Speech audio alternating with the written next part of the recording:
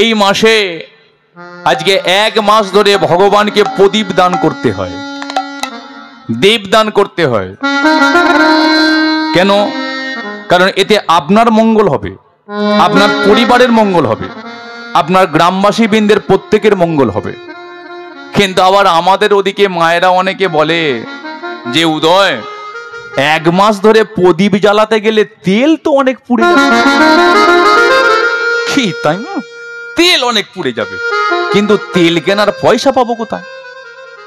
আমি তখন তাদের ঘরে বলি, তেল তোমায় কিনতে হবে না। তুমি দেখো তোমার বাড়িতে আজকে প্রদীপ দিচ্ছে না, কিন্তু কোনো না কোনো বাড়িতে প্রদীপ দান ভগবানকে করছে। তুমি তার কাছে চলে যাও, তার প্রদীপটা নিয়ে, তার তেল দিয়ে, তার প্রদীপ জেলে ভগবানকে তুমি দান করো। তাহলে তার প্রদীপ তার তেলে ভগবানকে দান করলে তার যা পুণ্য হবে